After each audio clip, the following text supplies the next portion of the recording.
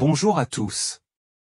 Accrochez-vous bien, car l'histoire que je vous raconte aujourd'hui est une véritable montagne russe émotionnelle. Si vous êtes nouveau ici, n'oubliez pas de vous abonner et de laisser un énorme « j'aime » sur cette vidéo. Vous ne voudrez pas manquer le dénouement incroyable de cette histoire d'amour perdu et de parentalité inattendue. Et bien sûr, laissez vos commentaires ci-dessous avec vos impressions au fur et à mesure de notre progression. Cette rencontre à l'aéroport qui a tout changé. Imaginez la scène. Vous marchez dans un aéroport bondé, vacant à vos occupations, quand soudain vous croisez un visage de votre passé. Pas n'importe quel visage, mais celui-là, celui qui hante encore vos rêves. Et dans ses bras, un bébé aux yeux si étrangement familiers qu'il vous frappe au ventre. Ce n'est pas un film, mes amis. Mes amis, c'est ce qui est arrivé à Ravière. C'est votre bébé. S'exclama Ravière, la voix étranglée par l'incrédulité. Martha serra le petit paquet contre elle, le regard glacial. Ça ne te regarde pas, répondit-elle, et ses mots furent une vive piqûre. On est fini depuis longtemps, Ravière. Le chaos de l'aéroport de Barajas s'évanouit dans un tourbillon. Il n'y avait plus que lui, Martha, et ce bébé aux yeux saphir saisissants. Des yeux identiques aux siens. Martha, s'il te plaît, je veux juste parler, supplia Ravière en faisant un pas hésitant. Il n'y a rien à dire. Au revoir. Ravière Torres, 35 ans, avait conclu des contrats de plusieurs millions de dollars sans sourciller. Mais lorsqu'il a vu Martha Garcia disparaître dans la foule, un bébé dans les bras, il a senti le sol s'effondrer sous ses pieds. Il venait de rentrer à Madrid après avoir signé un contrat colossal à Tokyo. Son entreprise de technologie durable, EcoFuturo Solutions, était en plein essor. Cependant, sa vie personnelle était un désert désolé depuis le départ de Martha, 1 an, 2 mois et 18 jours plus tôt. En ramassant ses bagages, il revit leur dernière nuit ensemble. Les mots durs, les cris, les larmes. Je ne suis pas prêt à fonder une famille, avait-il dit. Ou du moins, c'est ce qu'elle avait compris. Le trajet en taxi jusqu'à son appartement sur Castellana était flou. Le bébé, quel âge avait-elle? 6, peut-être 7 mois. Les dates tournoyaient dans sa tête comme une roulette déchaînée. Dès qu'elle entra dans son appartement, son téléphone vibra. C'était sa mère. Elena. Fils, es-tu rentré? Comment s'est passé ton voyage? Bien, maman, murmura-t-elle en laissant tomber sa valise. Tout va bien. Tu as une voix étrange, Ravière. Que s'est-il passé? Ravière hésita. Sa mère avait toujours un 6e sens. J'ai vu Martha à l'aéroport. Le silence à l'autre bout du fil était assourdissant. Était-elle avec le bébé? Demanda finalement Elena. Le cœur de Ravière s'emballa. Savais-tu qu'elle avait un fils? Je l'ai vu il y a quelques mois à la clinique du docteur Ruiz.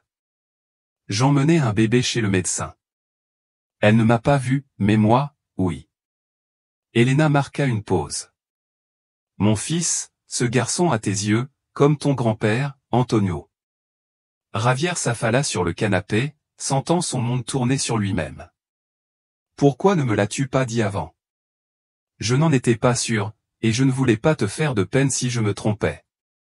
Après avoir raccroché, Ravière passa une nuit blanche à feuilleter de vieilles photos de son enfance. Les mêmes yeux bleus qu'il avait vus ce jour-là, le regardant dans les bras de Martha, lui confirmèrent la vérité. Le lendemain matin, déterminé mais les yeux cernés, il appela Sofia Jiménez, la meilleure amie de Martha et une pédiatre prestigieuse. Ravière, quelle surprise! La voix de Sofia était prudente.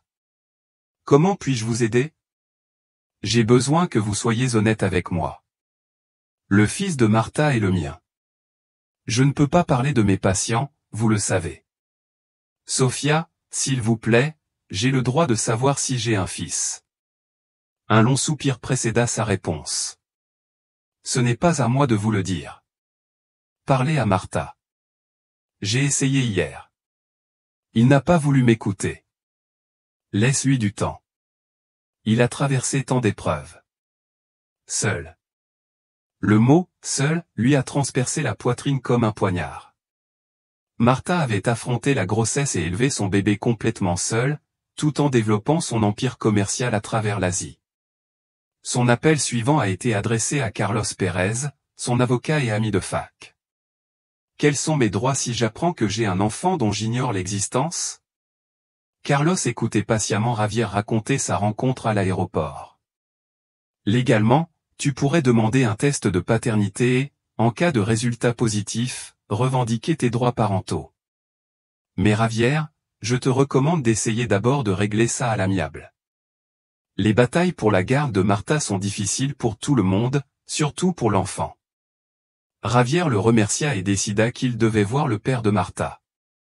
Don Pedro Garcia l'avait toujours traité comme un fils. L'après-midi même, il se présenta à la maison familiale des Garcia, dans le quartier de Salamanca. Le jardin était aussi impeccable que dans ses souvenirs. Don Pedro ouvrit la porte, son expression passant de la surprise à la reconnaissance, puis à un mélange de tristesse et de résignation. « Javier, dit le vieil homme, je suppose que ce jour devait arriver. Don Pedro, j'ai besoin de savoir la vérité. Je suis le père de l'enfant de Martha. » Le vieil homme l'invita dans le salon. Au-dessus de la cheminée se trouvait une photo récente de Martha tenant le bébé dans ses bras, tous deux souriant à l'objectif. Martha a découvert qu'elle était enceinte 3 semaines après votre rupture, avoua Don Pedro. Elle a finalement décidé de ne rien vous dire, convaincue que votre carrière était plus importante pour vous que de fonder une famille. Les paroles de Don Pedro confirmèrent ses soupçons, mais au lieu d'éprouver du soulagement, Javier sentit un abîme s'ouvrir devant lui. Il avait un fils qu'il ne connaissait pas, qui ne le connaissait pas, et dont l'existence lui avait été cachée.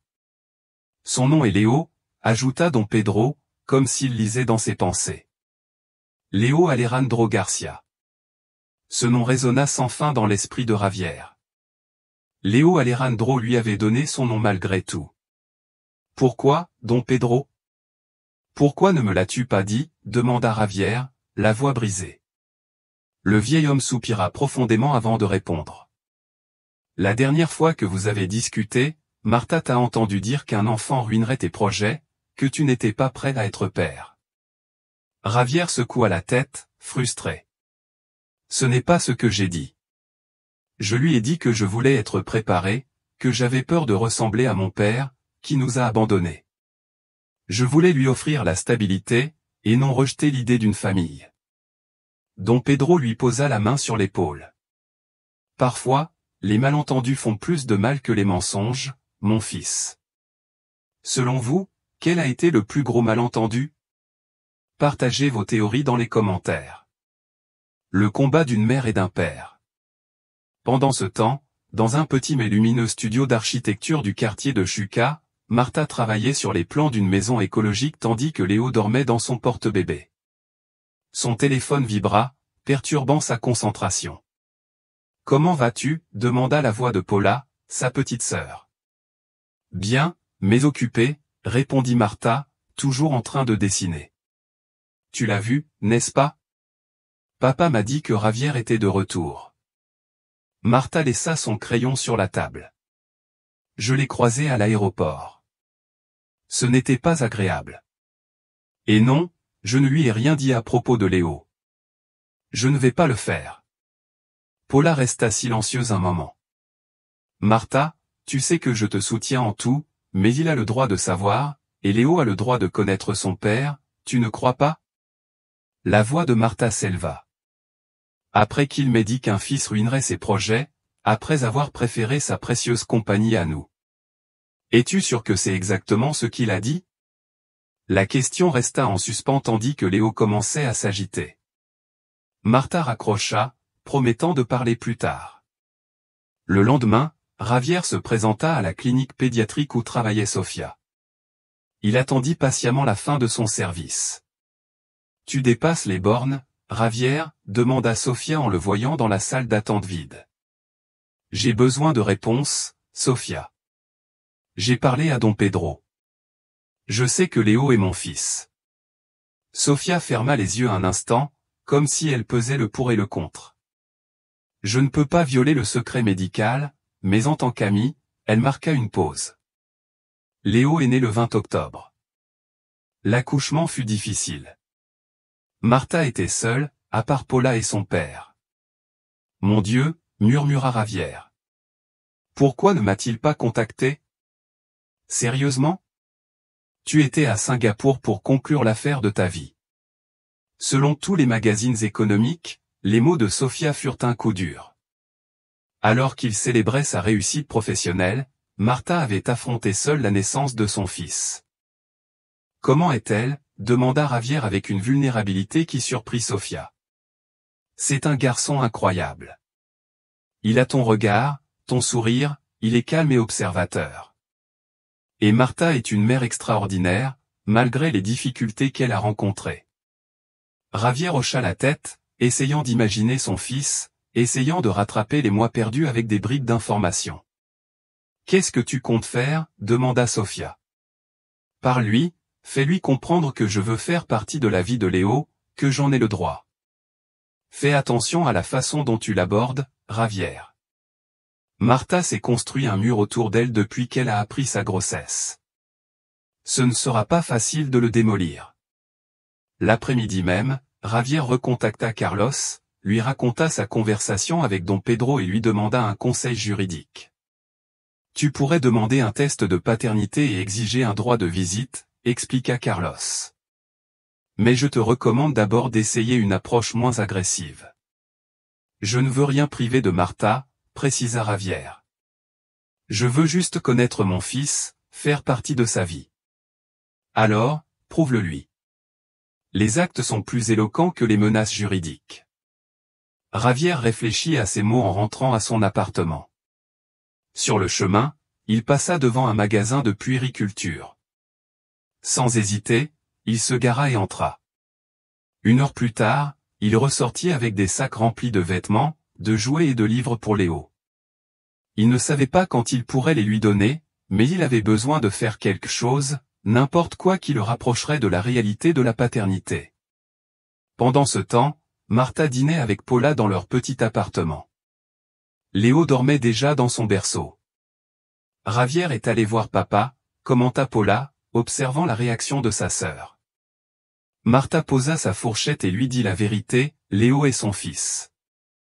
Elle n'avait aucun droit, murmura Martha. Martha, ça allait arriver tôt ou tard. Madrid n'est pas si grande. Tu aurais pu déménager à Barcelone, à Séville, et t'enfuir pour le restant de tes jours. Que dirais-tu à Léo s'il t'interrogeait sur son père? Martha ne répondit pas immédiatement. Elle avait eu cette conversation 1000 fois en tête. Elle lui dirait la vérité, son père avait privilégié sa carrière à sa famille. Était-elle sûre que c'était juste, voire vrai? Ce soir-là, après le départ de Paula, Martha sortit une boîte qu'elle gardait sous son lit. À l'intérieur se trouvaient des coupures de magazines relatant l'actualité de Ravière et de son entreprise prospère.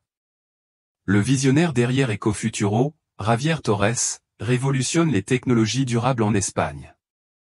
Des photos de lui lors de galas, de conférences, toujours impeccable, toujours souriant. Il y avait aussi une échographie, la première de Léo, qu'elle n'avait jamais osé lui montrer, et une lettre qu'elle avait écrite, mais jamais envoyée, pour lui annoncer sa grossesse.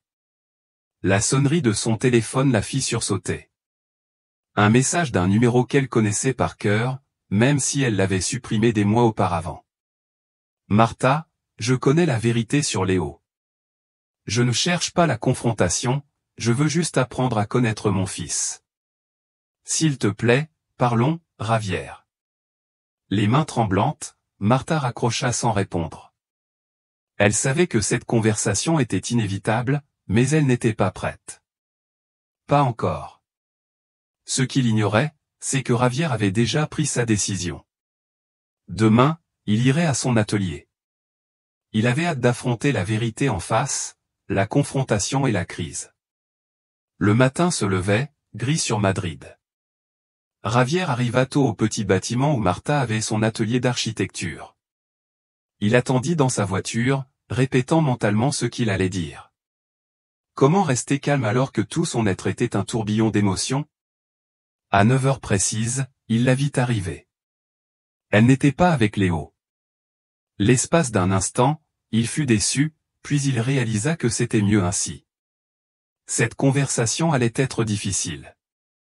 Il attendit 10 minutes supplémentaires avant d'entrer dans le bâtiment. Il monta les escaliers jusqu'au 3e étage et s'arrêta devant la porte où était apposé un panneau discret. Garcia, architecture durable. Il prit une grande inspiration et frappa. Martha ouvrit la porte et se figea en le voyant. « Que fais-tu ici? »« Il faut qu'on parle, » répondit Javier fermement.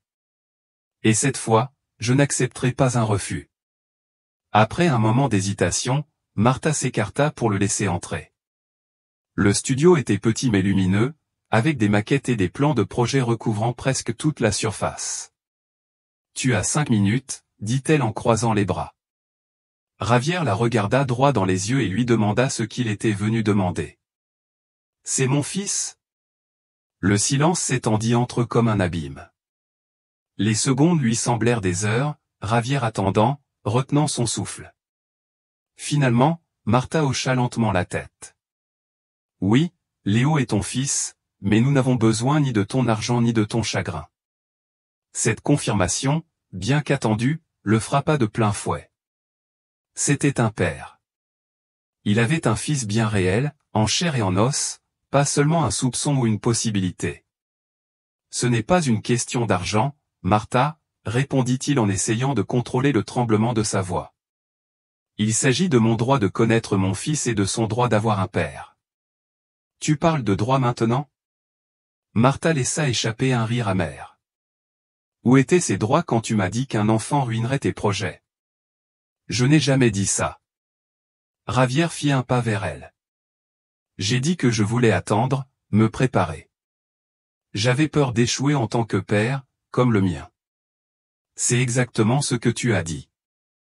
Un enfant maintenant détruirait tout ce que j'ai construit. » Martha a répondu, les yeux brillants de larmes retenues. « Non, j'ai dit que je devais consolider l'entreprise pour t'offrir de la stabilité, pour ne pas avoir à voyager constamment et à être absent. » Javier se passa une main dans les cheveux, frustré. « Martha, j'ai grandi avec un père qui n'était jamais là, qui privilégiait son travail à sa famille jusqu'à ce qu'il finisse par nous abandonner. Ma plus grande peur a toujours été de répéter ce schéma. » Martha le regarda avec méfiance, mais quelque chose avait changé dans son regard. Une fissure dans le mur. « Tu as eu 6 mois pour connaître ton fils, Javier.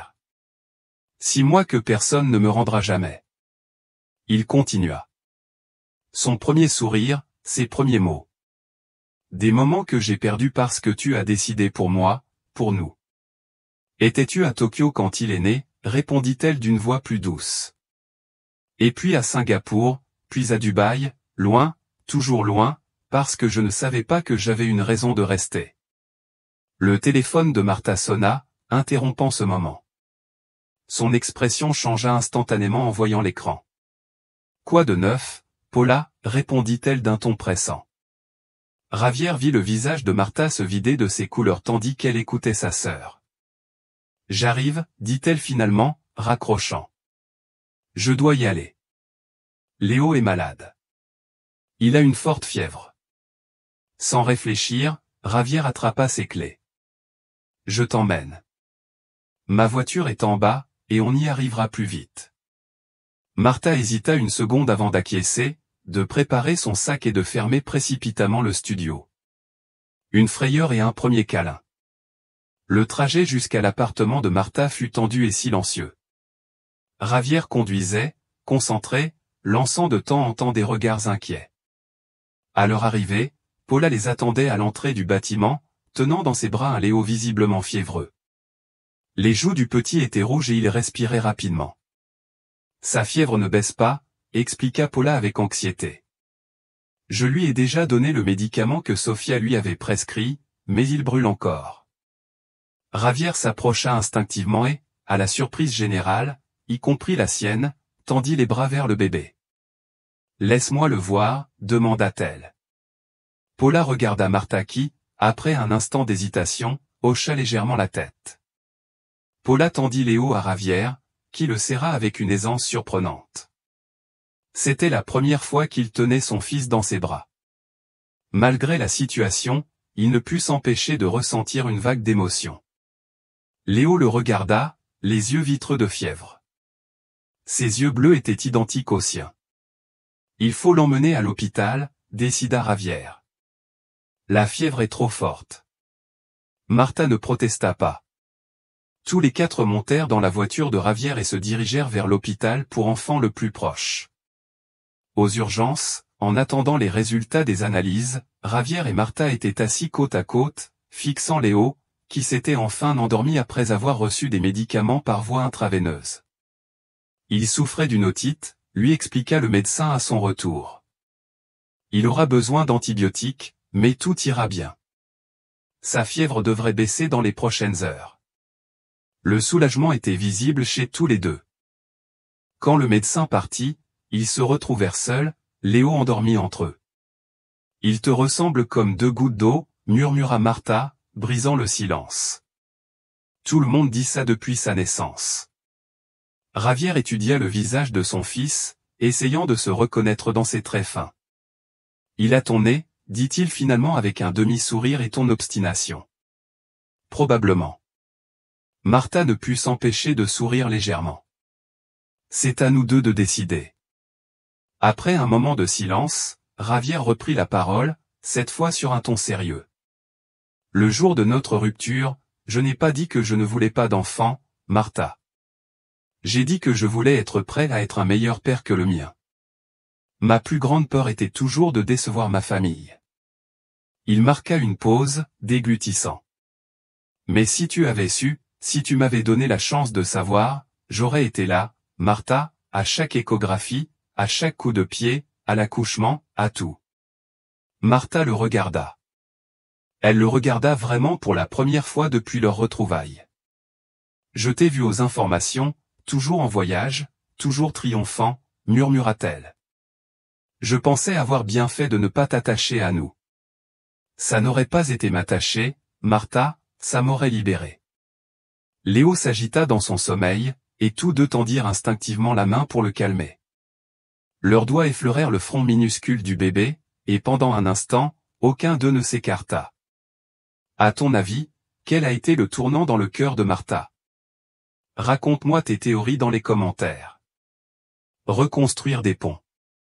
Les jours suivants furent un tourbillon de changements. Après la frayeur à l'hôpital, Martha accepta à contre-cœur que Javier rende visite à Léo. Au début, il insista pour que les visites soient supervisées et qu'elles aient lieu à son appartement 3 fois par semaine, 2 heures à chaque fois, comme elle l'avait proposé, comme quelqu'un qui négocie un contrat. Javier fit 5 contre-propositions, 3 heures à chaque fois. Ils finirent par convenir de 4 visites hebdomadaires de 2 heures et demie, un compromis qu'aucun des deux ne trouvait idéal, mais que tous deux pouvaient accepter. La première visite officielle eut lieu un mardi après-midi. Javier arriva ponctuellement avec un ours en peluche presque aussi gros que Léo. « Vraiment ?» demanda Martha en ouvrant la porte. « Tu ne pourrais pas commencer par quelque chose de plus petit ?» Javier haussa les épaules en souriant. « J'ai 6 mois à rattraper. » Léo, maintenant remis de son infection, observait l'étranger dans les bras de sa mère avec curiosité, mais sans crainte. Quand Javier lui offrit l'ours, le bébé le prit aussitôt, fasciné par sa douceur. « Il l'aime bien », dit Javier avec une pointe de fierté dans la voix. Martha leva les yeux au ciel, mais ne put s'empêcher de sourire légèrement. À cet âge, il aime tout ce qui lui tombe sous la main. Les premières visites furent gênantes. Martha restait toujours dans la même pièce, à surveiller, tandis que Javier essayait maladroitement de communiquer avec son fils. Il changeait les couches avec la concentration de quelqu'un qui désamorce une bombe. Elle préparait les biberons en suivant scrupuleusement les instructions et lisait des histoires pour enfants d'une voix exagérée qui faisait rire Léo. Un après-midi, alors que Javier jouait avec Léo sur le tapis, Martha l'observait depuis le canapé. Le bébé avait récemment commencé à ramper et se déplacer étonnamment vite. Il est très agile pour son âge, commenta Javier. Sofia dit qu'il pourrait bientôt commencer à marcher, répondit Martha. Il est très visionnaire surtout. Comme sa mère, disait Ravière, et pour la première fois depuis leur retrouvaille, son commentaire ne semblait ni forcé ni calculé. C'était simplement une observation sincère.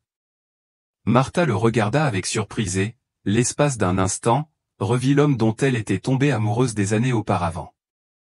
Au fil des semaines, Ravière réorganisa complètement sa vie professionnelle.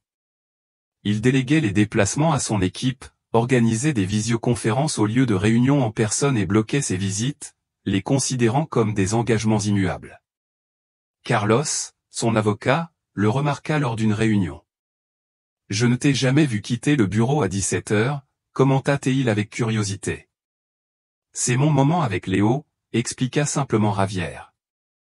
Je ne le raterai pour rien au monde. T'a-t-il changé ? Observa Carlos. Pour le meilleur, je crois. Ravière hocha la tête. Léo l'avait changé, ou peut-être avait-il réveillé une part de lui qui avait toujours été là. Attendant. Un mois après leur retrouvaille, Ravière aménagea une pièce de son grenier pour Léo. Il la remplit de jouets éducatifs, de livres et d'un berceau. Il aida lui-même à l'installer, à la grande surprise de son assistante personnelle. « J'ai une question à te poser, » dit-il à Martha lors d'une de ses visites. « J'aimerais emmener Léo chez moi un de ces jours pour qu'il puisse voir sa chambre. » Martha serra les dents. « Je ne sais pas, Ravière. Il est encore tout petit. Tu peux venir aussi ? » Bien sûr, ajouta-t-elle rapidement. Je ne cherche pas à vous séparer. Je veux juste qu'il découvre cet espace qui est aussi le sien. Après plusieurs jours de réflexion, Martha a finalement accepté. La première visite à l'appartement de Ravière a eu lieu un samedi. Martha a été impressionnée par la chambre qu'il avait préparée pour Léo, même si elle a essayé de ne pas le montrer. « Tu as pensé à tout ?» a-t-elle admis en passant la main sur le bois lisse du berceau écologique. « Je veux bien faire les choses », répondit-il tandis que Léo explorait avec enthousiasme ses nouveaux jouets, ses nouveaux débuts et sa maison décorée avec amour. Au cours des semaines suivantes, la tension entre eux commença à s'apaiser. Les conversations ne se limitaient plus strictement à Léo. De temps en temps, ils parlaient de travail, d'amis communs, et même de films ou de livres. Un jour, Marthe vint chercher Léo à l'appartement de Ravière et le trouva endormi dans ses bras, tandis qu'il lui lisait une histoire. « Je ne voulais pas le réveiller, » murmura Ravière. Il s'endormit pendant le passage où l'éléphant retrouve sa famille. Martha observa la scène. Son fils, parfaitement à l'aise et en sécurité dans les bras de son père et de Ravière, serrait Léo dans ses bras comme s'il était la chose la plus précieuse au monde. Quelque chose s'éveilla en elle, une émotion qu'elle avait tenté de refouler. « Tu veux un café en attendant qu'il se réveille ?» proposa Ravière. Martha hocha la tête et, pour la première fois, ils s'assirent ensemble sur le toit terrasse, avec le panorama madrilène à leurs pieds, et parlèrent simplement. Comme deux personnes partageant un sujet important, et non comme des adversaires. À l'approche du premier anniversaire de Léo, l'inévitable question de la célébration se posait. « Je pensais à quelque chose de simple chez moi », commenta Martha. « Juste de la famille proche. » Ravière hocha la tête, essayant de cacher sa déception. « Bien sûr, je comprends. Je peux lui rendre visite le lendemain. » Martha l'observa un instant avant d'ajouter, « Mais je suppose que tu fais aussi partie de la famille maintenant. Si tu veux venir. » Le sourire de Ravière illumina son visage. « Avec plaisir. »« Merci. » L'anniversaire arriva. Le petit appartement de Martha était décoré de ballons et de banderoles. Don Pedro, Paula, Sofia et quelques amis proches remplissaient l'espace. La mère de Ravière, Elena, avait également été invitée. À la surprise générale, lorsque Léo vit Ravière entrer avec un paquet enveloppé dans du papier brillant, il rampa vers lui tendant ses petits bras pour qu'il le ramasse. « Papa !» s'exclama le petit garçon, prononçant son premier mot clair à Ravière. Le silence retomba dans la pièce. Ravière sentit quelque chose se briser et se reconstruire simultanément en lui. Les mains tremblantes, il prit son fils dans ses bras. Oui, Léo, murmura-t-il d'une voix rauque. Je suis papa. En regardant Martha, il vit des larmes dans ses yeux. Ce n'étaient pas des larmes de ressentiment ou de tristesse. C'étaient des larmes de reconnaissance, d'acceptation. Ce soir-là, alors qu'il aidait Martha à ranger après le départ de tout le monde, Javier osa enfin lui demander à quoi il pensait depuis des semaines. « Pourquoi lui as-tu donné mon nom ?» Martha s'arrêta et le regarda droit dans les yeux. « Parce que je ne voulais pas qu'il oublie d'où il venait, » répondit-elle sincèrement. « Malgré tout cela, j'ai toujours voulu qu'il sache qui était son père. » À cet instant, alors que Léo dormait paisiblement dans son berceau, entouré de ses cadeaux d'anniversaire, Javier comprit qu'il faisait les premiers pas vers quelque chose qu'il n'aurait jamais cru possible, fonder une famille, quelle que soit sa forme, une nouvelle relation, un lien plus profond. 3 mois après le premier anniversaire de Léo, Martha reçut un appel inattendu de Javier. « J'ai une proposition à te faire, » dit-il sans préambule. « Professionnel, je veux dire, je t'écoute, » répondit-elle, intriguée. Ecofuturo prévoit de construire un nouveau siège social. Je veux que ce soit un bâtiment entièrement durable, un modèle pour l'avenir. Et je veux que tu le conçoives. Martha faillit lâcher le téléphone. Tu plaisantes? C'est un projet colossal, Javier. Il y a des cabinets d'architectes bien plus importants que le mien qui tueraient pour cette opportunité. Aucun d'eux n'a ta vision ni ton engagement en faveur du développement durable, rétorqua-t-il. D'ailleurs, j'ai vu ton travail. Tu es brillante, Martha. Elle resta silencieuse, réfléchissant à l'offre. Je n'ai pas besoin de réponse maintenant, continua Javier. Réfléchis le projet est à toi si tu le souhaites. Cette nuit-là, pendant que Léo dormait, Martha passa en revue le portefeuille de projets d'Ecofuturo. Le nouveau siège social serait le projet le plus ambitieux de l'entreprise à ce jour. Un complexe de bureaux, de laboratoires et d'espaces communautaires qui visait à redéfinir l'architecture d'entreprise en Espagne. Le lendemain matin, elle appela Javier. « J'accepte, mais à une condition. » Lequel? Nous travaillerons ensemble sur le projet. Tu comprends la vision de ton entreprise mieux que quiconque, et je peux la traduire en espace fonctionnel et durable. Ce sera une collaboration. Il y eut un silence à l'autre bout du fil. Ça me semble parfait, répondit finalement Javier. Et Martha entendit le sourire dans sa voix. Ils ont aménagé un espace de coworking dans un petit studio loué par Javier, près des bureaux d'Ecofuturo. Ils s'y retrouvaient 2 jours par semaine pour travailler sur le projet, parfois avec Léo jouant dans un espace sécurisé qu'ils avaient aménagé pour lui. Les premières séances étaient strictement professionnelles. Ils ont discuté de matériaux, d'efficacité énergétique et de conception biophilique. Mais petit à petit, les conversations ont commencé à s'étendre au-delà du projet. « Tu te souviens de ce voyage en Cantabrie ?» demanda Javier un après-midi, alors qu'ils examinaient des échantillons de pierres locales. « Nous avons séjourné dans cette auberge au toit de chaume et aux patios intérieurs. » Martha sourit à ce souvenir. Le propriétaire nous préparait du chocolat chaud tous les matins. Cette architecture vernaculaire avait beaucoup à nous apprendre sur la ventilation naturelle et la maîtrise de la lumière. Tu étais toujours observateur, commenta Martha. J'aimais ça chez toi. Ce commentaire flotta entre elles comme une confession inattendue. À mesure que le projet avançait, leur relation s'est développée. Ce n'était pas un retour à la normale, c'était quelque chose de nouveau, construit sur des fondations différentes. Ils partageaient l'éducation de Léo avec plus de fluidité, se concertant pour prendre des décisions, se soutenant mutuellement. Un samedi, alors qu'il regardait Léo faire ses premiers pas hésitants dans le parc, Javier lui fit une demande en mariage. J'y ai réfléchi, commença-t-il avec une certaine prudence. Et si on concevait une maison, toi aussi? Une maison, demanda Martha, perplexe. Pour qui? Pour Léo, répondit Javier. Un endroit où il pourrait grandir, avec de l'espace, en pleine nature, près de la ville, mais pas au milieu du chaos. Une maison qui intègre tout ce que nous apprécions tous les deux. Martha le regarda, surprise. Tu proposes qu'on vive ensemble? Je propose qu'on conçoive une maison pour notre fils, expliqua Ravière. Quant à la façon dont nous l'habiterons, nous la déciderons plus tard. L'idée était audacieuse, mais elle avait du sens. Léo aurait bientôt besoin de plus d'espace. L'appartement de Martha était petit, et bien que le Penthouse de Ravière fût grand, il était situé dans un quartier trop urbain pour qu'un enfant puisse y grandir librement. Il faudrait qu'il soit en périphérie, finit par dire Martha, acceptant implicitement la proposition. Peut-être vers les montagnes ou Tolède. Ravière sourit, comprenant qu'elle prenait l'idée au sérieux. On pourrait chercher un terrain ce week-end, si tu veux.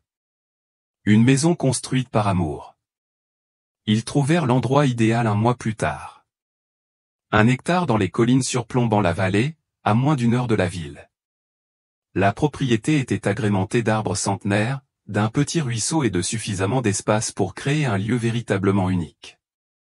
Travailler sur les plans de la maison est devenu une sorte de thérapie pour eux deux. Chaque espace reflétait leurs valeurs communes, de grandes fenêtres laissant entrer la lumière naturelle, des matériaux locaux, des systèmes de récupération d'eau et l'énergie solaire. Plata, la chambre de Léo devrait être orientée à l'est, suggéra Martha un soir, alors qu'il travaillait dans l'atelier, pour que le soleil matinal le réveille en douceur. Et il lui faudra un espace pour jouer dehors, ajouta Ravière, avec des arbres où grimper quand il sera plus grand. Combien de pièces prévoyons-nous exactement, demanda Martha, réalisant que le projet prévoyait 5 chambres. Ravière hésita avant de répondre.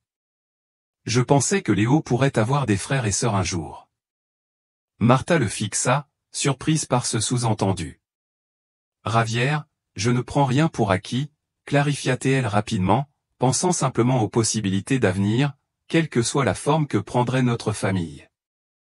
Ce soir-là, après avoir terminé les travaux d'aménagement, Ravière accompagna Martha et Léo à leur appartement. Le petit s'était endormi dans la poussette. Je vais t'aider à le mettre dedans, proposa Ravière, dans l'intimité tranquille de l'appartement, Léo déjà bordé dans son berceau. Ils marquèrent une pause dans le salon. Une tension différente régnait entre eux, une attente tacite. Ce projet de maison, Martha l'avait commencé.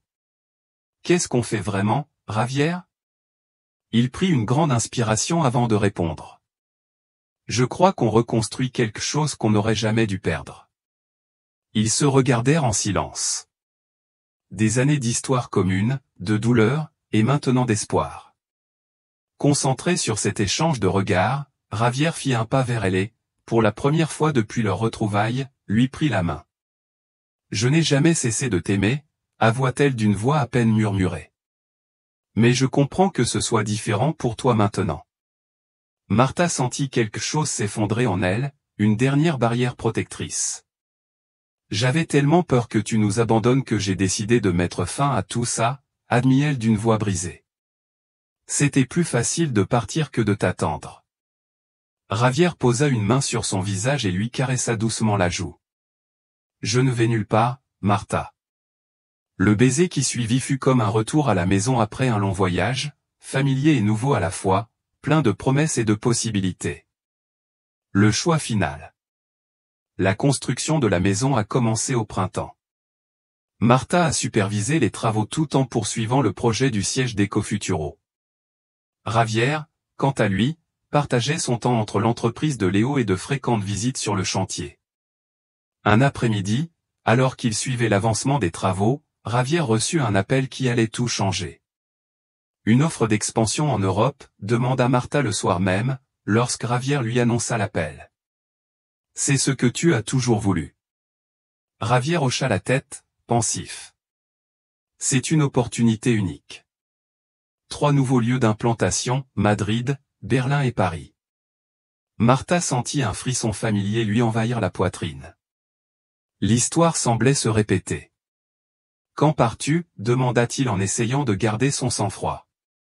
Il me faudrait au moins 2 mois là-bas pour mettre en place les opérations, répondit Ravière, voyant le visage de Martha s'assombrir. Si j'accepte. Oui. Martha le regarda avec surprise. Ravière, c'est ton rêve. Bien sûr que tu devrais accepter. Mon rêve a changé, Martha, répondit-il simplement. Ou peut-être ai-je enfin compris quel était mon véritable rêve. Les jours suivants furent tendus. Malgré les paroles de Javier, Martha ne parvenait pas à se défaire du sentiment que l'histoire allait se répéter.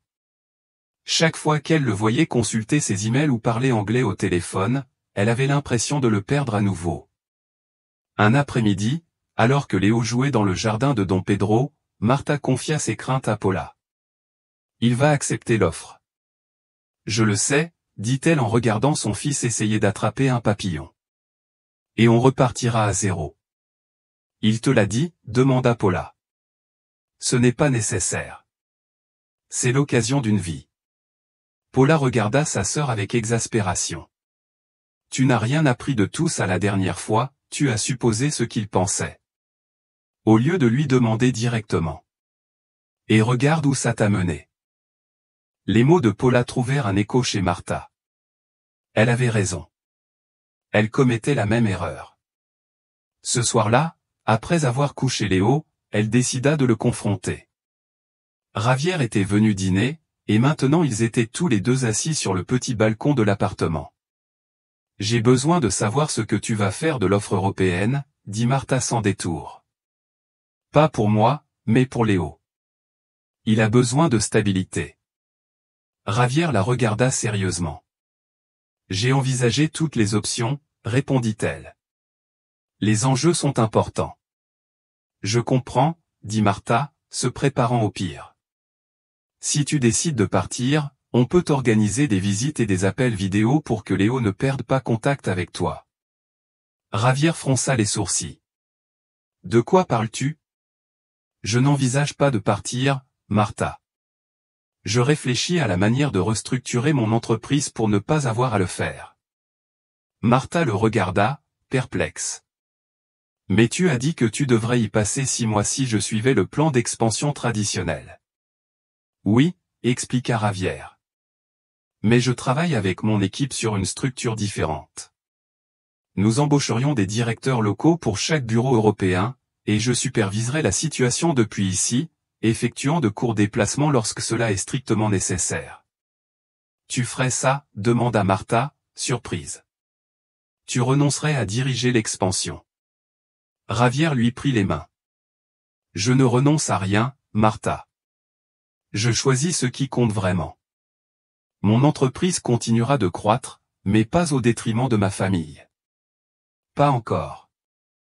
Si vous avez apprécié cette histoire touchante, n'oubliez pas d'aimer cette vidéo et de vous abonner à la chaîne. Que pensez-vous de la décision de Javier? Pensez-vous qu'il prend la bonne décision? Dites-le moi dans les commentaires ci-dessous. La promesse de l'éternité. Les semaines suivantes ont été un tourbillon d'activités. Javier annonça son plan de restructuration, surprenant le conseil d'administration, mais obtenant finalement son approbation. Pendant ce temps, la construction de la maison avançait à un rythme soutenu. Les murs étaient déjà montés et la toiture serait bientôt terminée. Un après-midi, alors qu'il supervisait l'installation des panneaux solaires, Javier emmena Martha sur un point élevé de la propriété, d'où l'on pouvait voir toute la propriété. « Qu'en penses-tu » demanda-t-il en la serrant dans ses bras tandis qu'il contemplait leur future maison. « C'est parfait » répondit-elle en s'appuyant contre lui. « Mieux que je ne l'imaginais. »« J'avais une question à te poser, » dit Javier, soudain sérieux. « Toi et Léo, vous emménagerez ici quand ce sera terminé. » Martha se tourna vers lui. « Je pensais que c'était l'idée, non ? » Oui, mais Javier marqua une pause. Je ne veux rien prendre pour acquis. Je veux que ce soit entièrement toi qui décides. Martha observa son visage, comprenant ce qu'il ne disait pas explicitement. Tu me demandes de vivre ensemble comme une famille. Oui, répondit simplement Javier. C'est exactement ce que je te demande. Martha sourit, un sourire sincère qui lui montait aux yeux. Je pense que tu connais déjà la réponse. 3 mois plus tard, la maison était presque terminée. Ils avaient décidé d'organiser une petite pendaison de crémaillère, en invitant famille et amis proches. Ce serait aussi la présentation officielle de leur réconciliation, même si beaucoup savaient déjà ce qui se tramait entre eux. Le jour de l'ouverture du Dôme s'annonça ensoleillé et parfait. La maison resplendissait de soleil. Des murs en pierre locale, de grandes fenêtres, des toits végétalisés et une cour centrale ornée d'un chêne centenaire préservé pendant la construction. Les invités commencèrent à arriver à midi. Don Pedro et Elena, les fiers grands-parents, furent les premiers. Paula et Carlos arrivèrent ensemble, à la surprise générale. Sofia était accompagnée de son mari et de leurs jumeaux, compagnons de jeu parfaits pour Léo, qui courait avec enthousiasme dans la maison, la montrant à tous ceux qui voulaient la voir. Javier avait préparé un bref discours de bienvenue. Mais en voyant ses proches réunis dans la maison qu'ils avaient créée, il ressentit le besoin de faire quelque chose de plus significatif. Après que tout le monde eut visité la maison et se fut réuni dans la cour centrale pour un repas, Javier appela l'attention. Tout d'abord, je tiens à vous remercier tous d'avoir partagé cette journée avec nous, commença-t-il. Cette maison représente bien plus qu'un simple lieu de vie. C'est le symbole d'une seconde chance, d'une famille reconstruite. Il regarda Martha, qui tenait Léo dans ses bras, tous deux lui souriant. Il y a 1 an et demi, j'étais à l'aéroport, persuadé que ma vie était accomplie parce que mon entreprise marchait bien. Je n'avais aucune idée de ce qui me manquait vraiment. Javier s'approcha de Martha et lui prit la main libre. J'ai déjà perdu l'essentiel parce que je ne savais pas exprimer ce que je voulais vraiment. Je ne referai pas la même erreur. Sous le regard étonné de tous, il s'agenouilla et sortit une petite boîte de sa poche. Martha Garcia, je veux construire ma vie avec toi et Léo, ici, dans la maison que nous avons conçue ensemble. Me feras-tu l'honneur de m'épouser? Martha, les larmes aux yeux, hocha la tête sous les applaudissements enthousiastes des invités. Oui, répondit-elle finalement. Oui, je le veux. Javier lui passa la bague au doigt et se leva pour l'embrasser tandis que Léo applaudissait, ne comprenant pas vraiment ce qui se passait, mais submergé par la joie du moment. Une fois le baiser terminé, Martha murmura quelque chose à l'oreille de Javier. J'ai quelque chose à te dire aussi, murmura-t-elle en lui prenant la main et en la posant sur son ventre. Notre famille va continuer à s'agrandir. Les yeux de Javier s'écarquillèrent, emplis de surprise et d'excitation. Cette fois, il serait là pour chaque instant. Du début à la fin, la fête se poursuivit jusqu'au coucher du soleil. Alors que les derniers rayons de soleil illuminaient leur nouvelle maison, Javier serrait Léo dans ses bras, contemplant le visage radieux de Martha. L'ours en peluche qu'elle lui avait offert lors de leur première visite restait le préféré de Léo, malgré tous les nouveaux jouets qui encombraient désormais sa chambre. « Papa, dit le petit garçon en touchant la joue de Javier. Chez nous?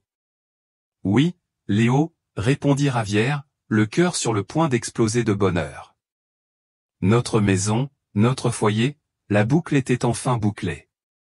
D'inconnus qui s'aimaient, apparents séparés, et maintenant à une famille unie par l'amour et la vérité. La vie qu'ils avaient construite ensemble était plus belle que n'importe quel bâtiment qu'ils auraient pu concevoir. Le magnifique chaos de la famille. 2 ans plus tard, le son des rires des enfants emplissait le jardin de la maison perchée sur les collines. Léo, maintenant âgé de 3 ans, courait après les bulles, tandis que sa sœur d'1 an, Sofia, essayait de le suivre d'un pas hésitant. Martha observait ses enfants depuis la terrasse, une tasse de café à la main et le sourire aux lèvres. Il lui semblait encore incroyable de voir à quel point sa vie avait changé ces dernières années, passant d'une mère célibataire luttant pour équilibrer sa carrière avec son rôle de parent, à une famille à part entière et à son propre cabinet d'architecture, qui avait acquis une reconnaissance nationale pour ses conceptions durables. « À quoi penses-tu » demanda Javier en s'asseyant à côté d'elle et en la prenant dans ses bras. « Quelle chance nous avons » répondit-elle en se penchant vers lui, « on était sur le point de tout perdre, mais on ne l'a pas fait. C'est ça qui compte. » Javier déposa un doux baiser sur son front. La maison qu'ils avaient conçue ensemble était devenue le centre de leur vie. Javier avait transformé l'une des pièces en bureau d'où il dirigeait Ecofuturo, désormais présent dans 6 pays. Les voyages internationaux faisaient toujours partie de son travail, mais ils ne duraient jamais plus de 4 jours, et Martha et ses enfants l'accompagnaient dès que possible. Le siège d'Ecofuturo à Madrid, conçu par Martha, avait ouvert l'année précédente et avait reçu de nombreux prix pour son innovation et sa durabilité. Le succès du projet avait propulsé sa carrière, lui permettant de sélectionner soigneusement ses projets afin de les concilier avec sa vie de famille. « Maman, regarde ce que j'ai trouvé !» cria Léo en courant vers eux, quelque chose dans ses petites mains. « Attention, mon amour !» prévint Martha tandis que le garçon montait les marches de la terrasse. Léo ouvrit les mains pour révéler une petite grenouille verte. « On dirait celle de l'histoire que papa me lit, » dit-il avec enthousiasme. « C'est vrai ?» acquiesça Javier, feignant la surprise. « Ce doit être une cousine de Kermit la grenouille. Je peux la montrer à Sofia. »« Bien sûr, mais ensuite il faudra la libérer, d'accord ?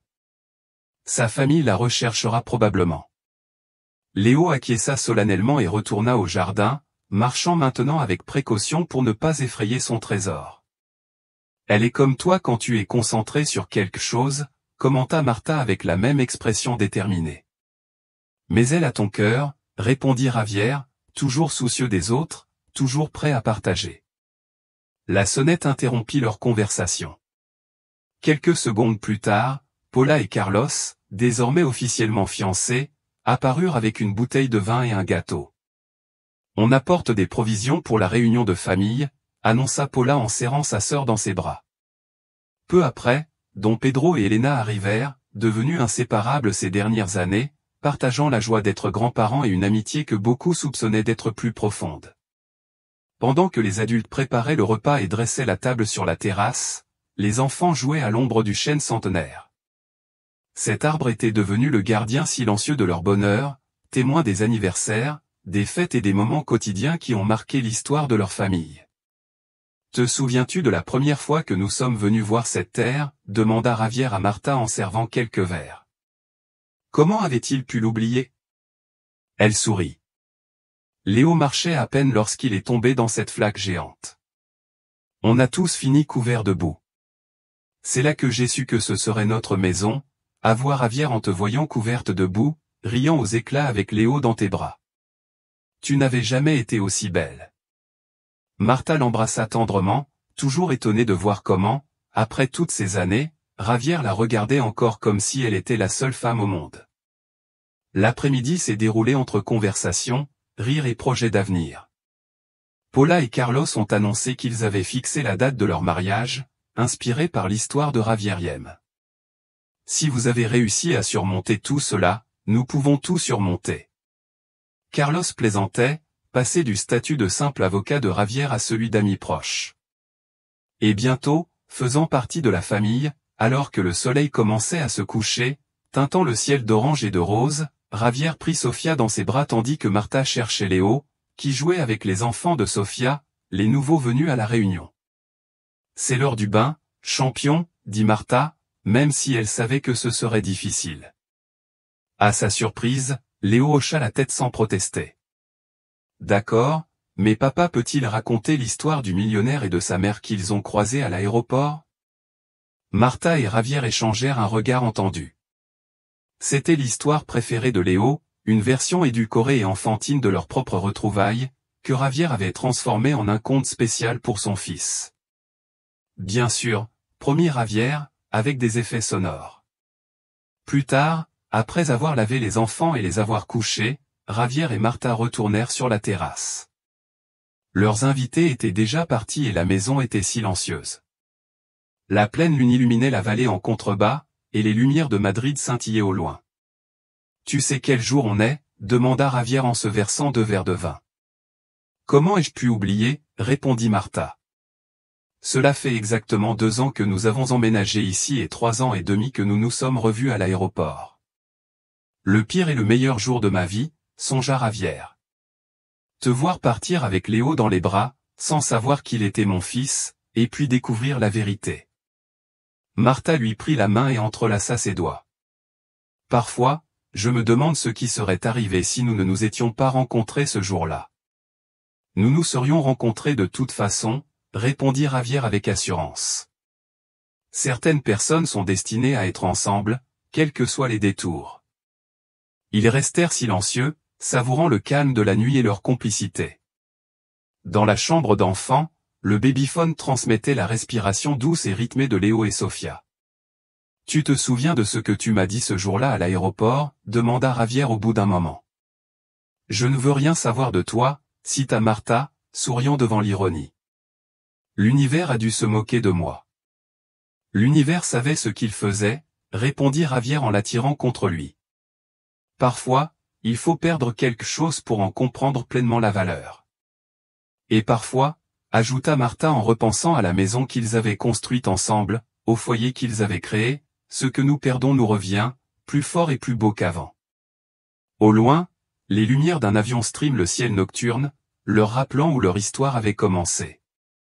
D'une rencontre fortuite à l'aéroport à une famille complète, des mots durs nés de la peur aux promesses d'amour tenues jour après jour. La vie ne suit pas toujours le chemin prévu, mais parfois elle nous mène exactement là où nous sommes censés être. Quel voyage incroyable! Si cette histoire vous a touché, laissez un commentaire et dites-moi ce qui vous a le plus marqué. N'oubliez pas de vous abonner pour découvrir d'autres histoires incroyables, et à bientôt pour la prochaine vidéo. J'espère que vous aimerez cette version espagnole autant que l'original. Puis-je vous aider d'une autre manière? Oui.